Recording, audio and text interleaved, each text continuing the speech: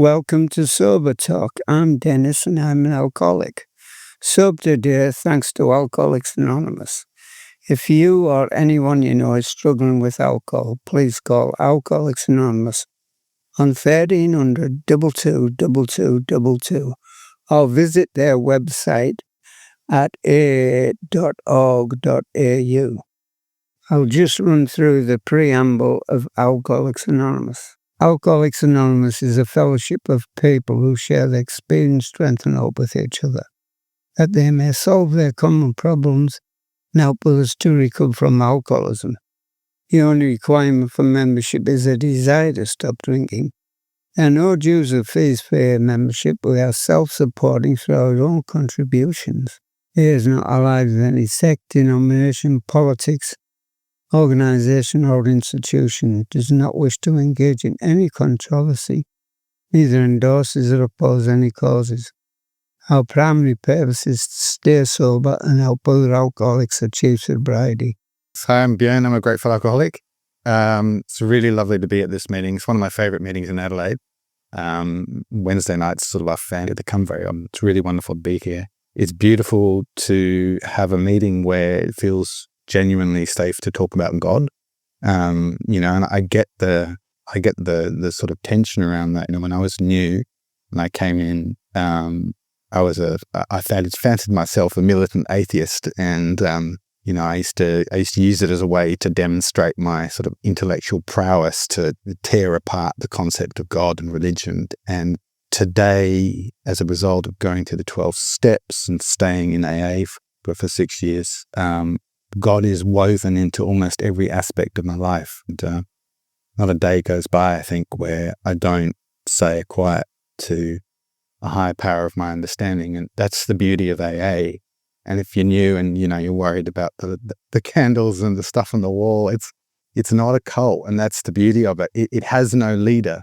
And it's organized anarchy in a way. It's a whole bunch of people from the ground up who are broken, who are helping him through that to become less broken. I feel like I'm only a baby in AA. Like you sort of do the steps and you get rocketed into the fourth dimension, and life is just spectacular and shiny and bright.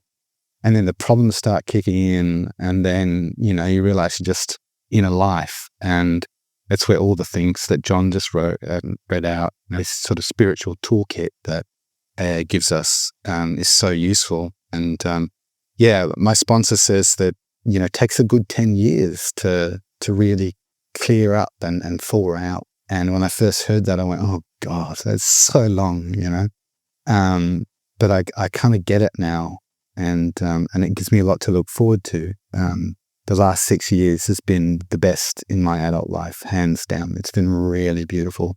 And it's had the odd hand grenade thrown in there, like it's some difficult stuff.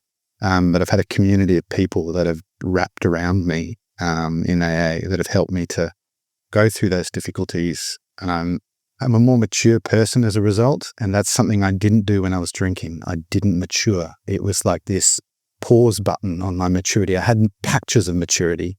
And I was good at feigning being an adult. I had a very good game going on and pretending to be in it, but deep down, emotionally at least, and spiritually, I was pretty much the age that I was when I started drinking. And for me, and I'll try and format the talk of, how it was, what happened, and what it's like now.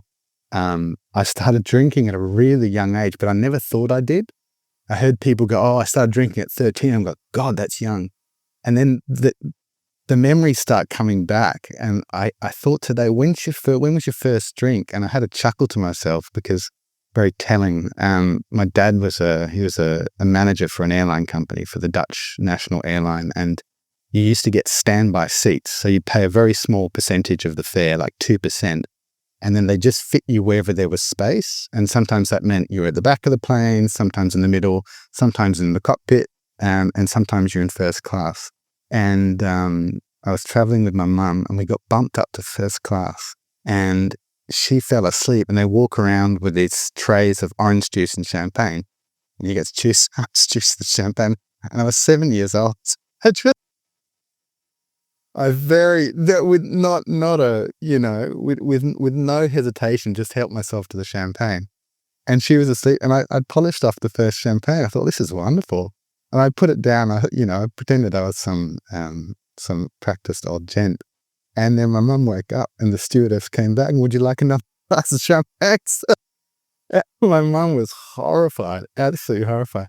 But that was a common occurrence. And then I remember, I had this beautiful grandfather. He was a pilot in the war, and he worked for Ansett, which airline company that went bust, but used to be around when Qantas and he retired. And what he did was he looked after a small hobby farm and drank whiskey. And he wasn't an alcoholic. He was a regular heavy drinker. I never saw him drunk.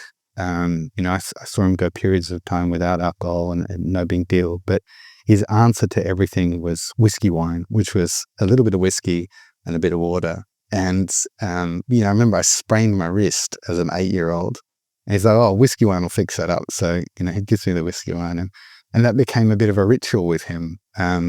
We'd sit in front of the fire and eat Ched's biscuits and drink whiskey wine together. But the problem was I was 8, It was lovely. And this continued. This continued into my 20s. It was until the day he died. We hung around and had whiskey wine. And I have a bit of a different story with alcohol than a few people I've heard in AA. I didn't have the allergy to begin with, or at least I wasn't aware of it. I could drink and I could enjoy it and I could stop. But I'd always drink the most. At the party, I was always the one that got completely written off, had a horrendous hangover each day, always the one that vomited, But then there'd be long periods of time without drinking. But that changed. And I remember the exact day it changed. I was traveling around Australia on a motorbike in a sort of a gap year when I was 18. I'd been working at different stations, cattle stations, drinking quite heavily. And I remember being without alcohol because I was camping out bush, and this strong, powerful urge to have alcohol in my system. That was the first time I really recognized that that's not the craving, but the obsession around alcohol. Like, how was I going to get the drink? Should I get on my bike and travel into the nearest tavern or pub to get some booze?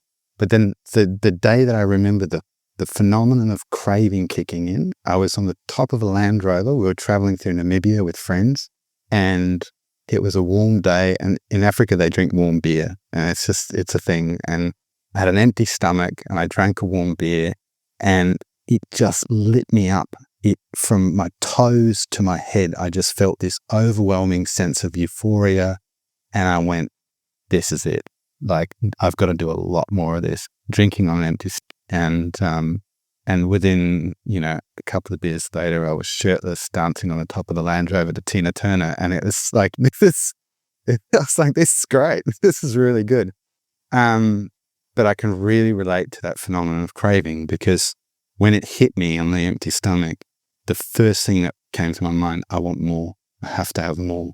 And then started the daily drinking and the regular thing. And I just remember the shift between being tense, irritable, anxious, constantly feeling not comfortable in my own skin, to having the first drink and just shoulders going, just that sense of ease and comfort that they talk about in the big book. I really relate to that.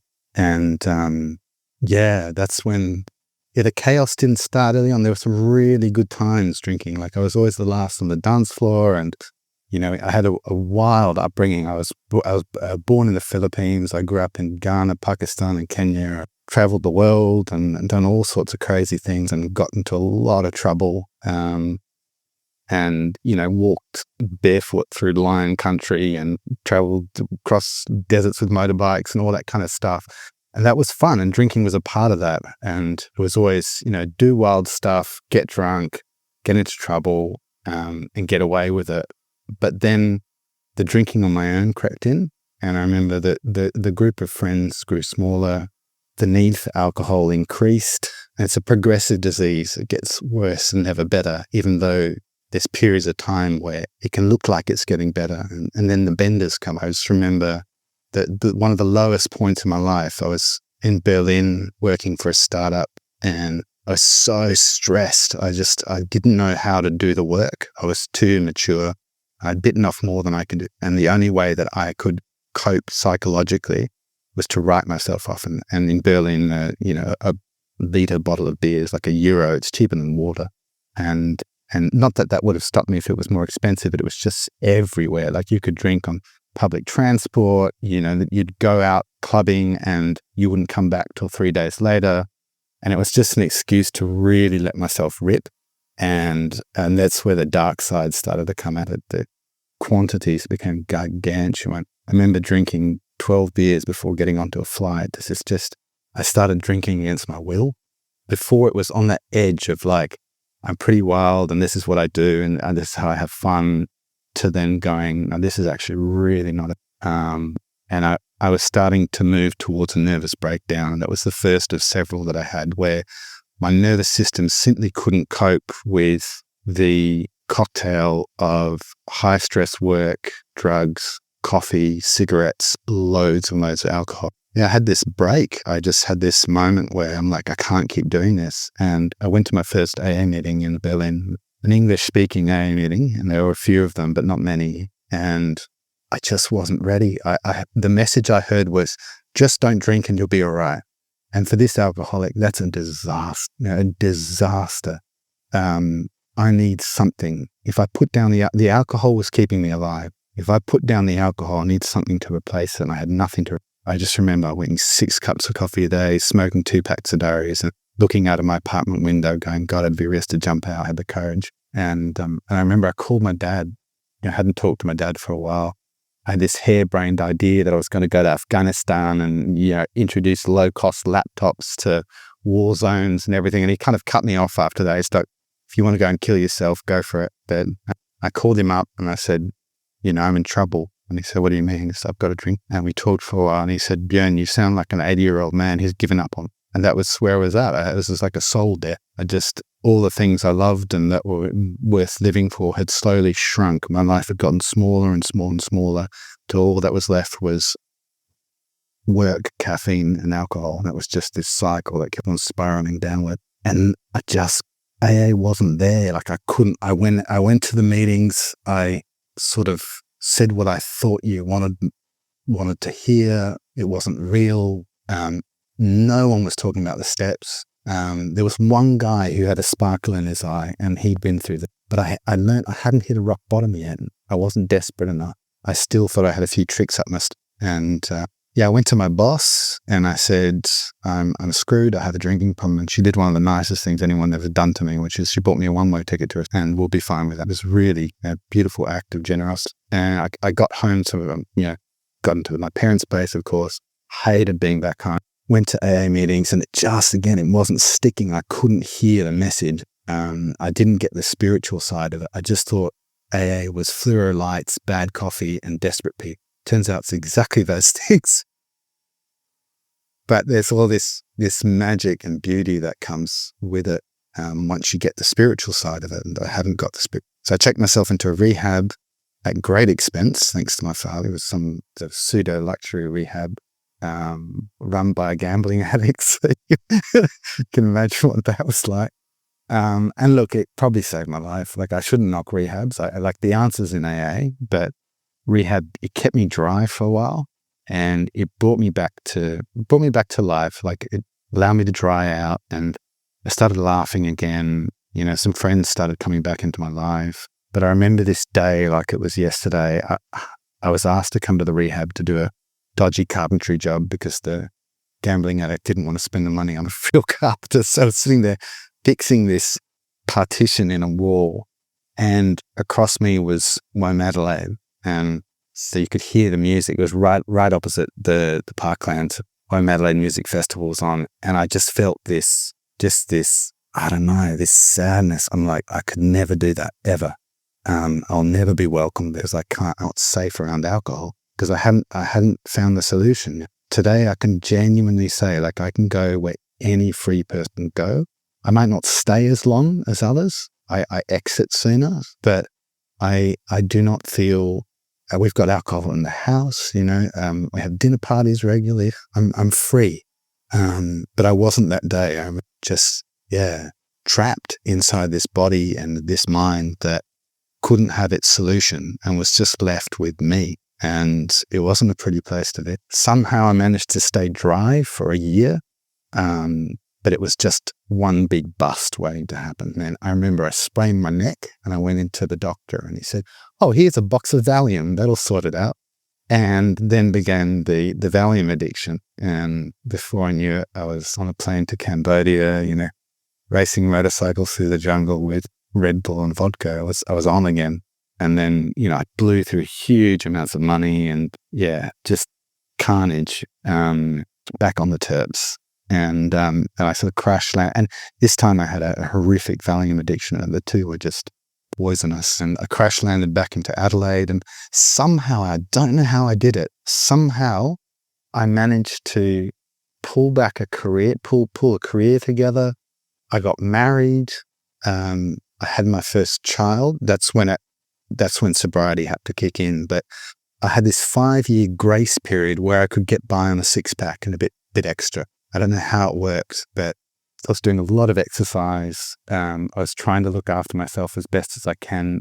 And I knew all too well that I had an alcohol problem. It was pretty serious because that phenomenon of craving was there. But I don't know how it works. I never will. Somehow that progression slowed down, and I became a CEO in that time, and that was a recipe for disaster because I'd started to develop that really low self-esteem and huge ego.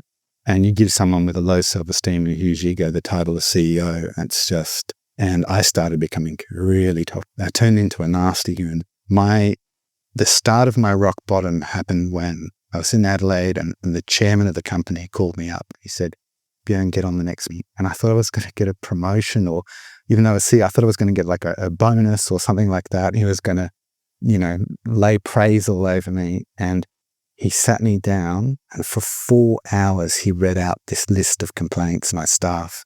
And it just broke me. Like, the person that he was describing to was a monster. And that's what I became. But I had the ego and the facade. So I thought who I was that person that I was projecting to the world. But the people closest to me knew what I'd really become, a dark and twisted kid. Yeah, I lost the job. It was probably the best thing that could happen. And it was done really, really beautifully, or really gracefully. The chairman, a really smart guy, and kind of seen a lot of this. Turns out he's an alcoholic. Yeah, we had this really beautiful last meal together in Sydney, and this is after I'd got into recovery. "Justin, I'm an alcoholic," and he said, "I am too, and I've been battling alcoholism all my life. Good on you for going to AA." And that was it. I kind of never saw him again, but. He's since, he's gone on to do a lot of things, but I hear it on the grapevine that his toxicity has started to creep into the organizations that he runs, and people started leaving, and all these bad reports. But that's when the rock bottom started. I lost that. I lost the thing I was clinging on to, which was the title. That was the last way that I could show that I let together. And I won't bore you with the details, but there's this soul death. Like, I looked in the mirror and I was doing everything. I was trying everything. Clinical trials of baclofen 30 times the recommended dose because it was supposed to help me with my alcoholism. I tried all the different medications for alcoholism. I got a psychology degree because I thought that would help me. Hypnotherapy, meditation courses.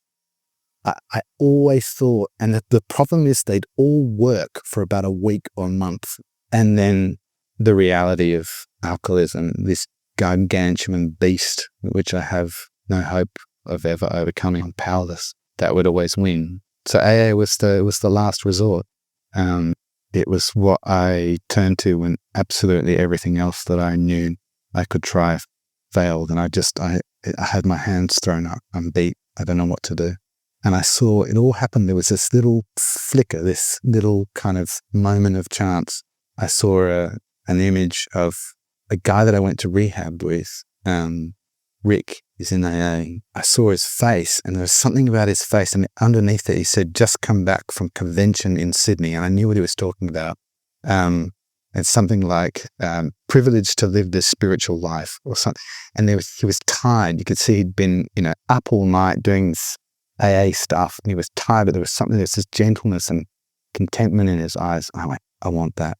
And I called him the next day and I said, would you sponsor? And he said, I don't sponsor like other people. Watch out. And he tried to warn me off. And I said, look, I'll do it. And by this time, my wife had given our beautiful son, the first of 2 kids. I remember the day so well. I was overjoyed to be a father. I never felt so much love was surging through me, and I was glowing, and I held this boy in my arms, and I'm like, there is no way I am drinking with this beautiful thing. I think within 3 days. And then there was the yets. There's no way in hell I'll ever drink drive him in the back. Within a week, I was driving in blackout through the city, no recollection. And the yets go on and on and on. That's the beginning of the end.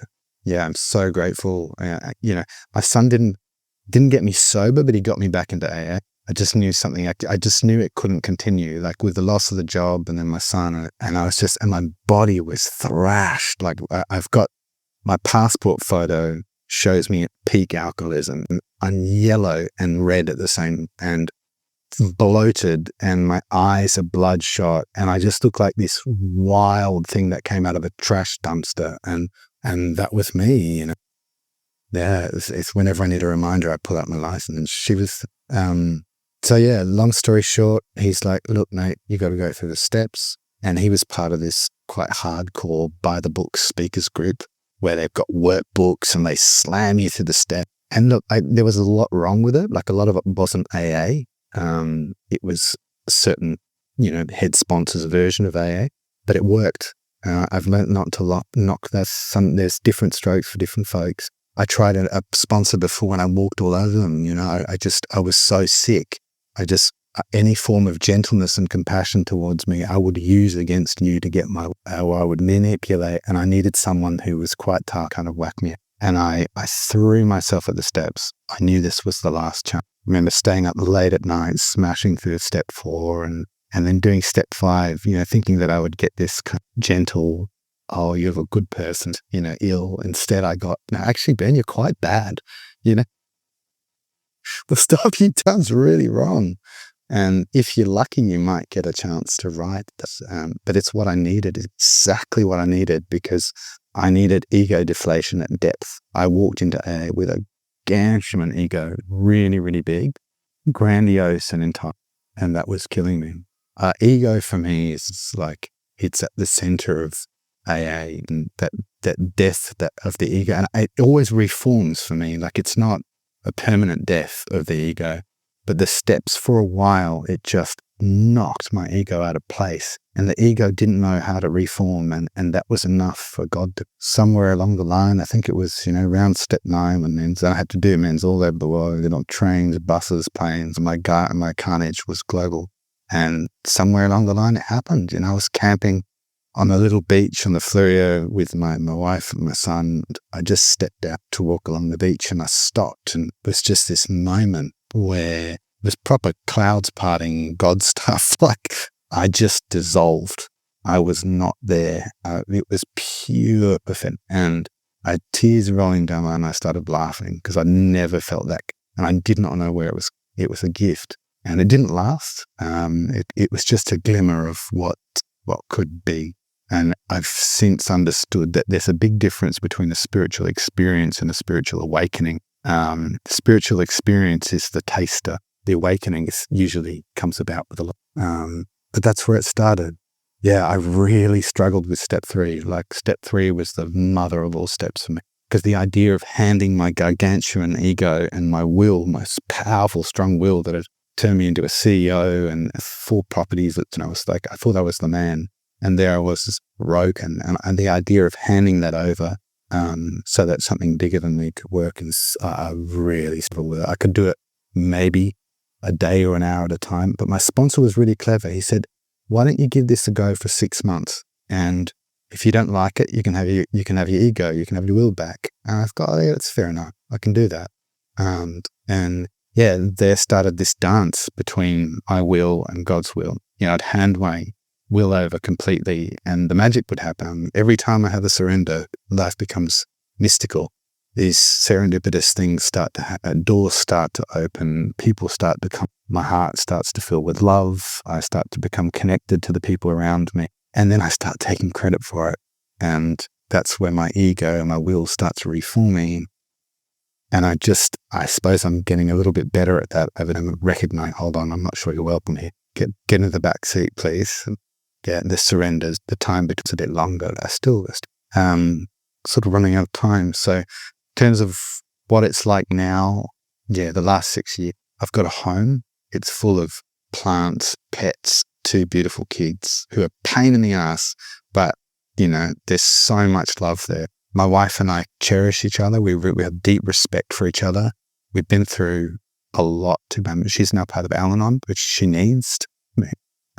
But it means we're walking the same path and we can talk the same. Yeah, my career has never been more meaningful. I'm not big shot anymore, but I get to do stuff that's deeply, deeply rewarding. My work feels sacred. I light a little candle at the beginning of each morning to invite God into my work. I need to, because otherwise my ego creeps. And it's slowly, there's a lot that's still to come. I'm only just starting out on the deeply rewarding. I mean, if you knew, it's just kind of strap in, because it's sometimes a wild and wonderful ride, but it just seems to, this is the best way I can describe it. And I'll stop on this. Alcoholism is a progressive disease and it gets worse, but sobriety, and this is absolutely although it's got ups and it trends upward, it tends to get better over time. Even if you might not have all the material things, your life becomes richer, deeper, and more meaningful. And for that, I'm forever grateful. AA has more than 2 million recovering alcoholics throughout the world. In Australia, there are about 18,000 members. They meet in over 2,000 local meetings spread around the country. Meetings range in size from a handful in some areas to hundreds or more in larger communities. And once again, if anyone is struggling with alcohol issues, please call Alcoholics Anonymous in 1300 222222 or visit their website on aa.org.au.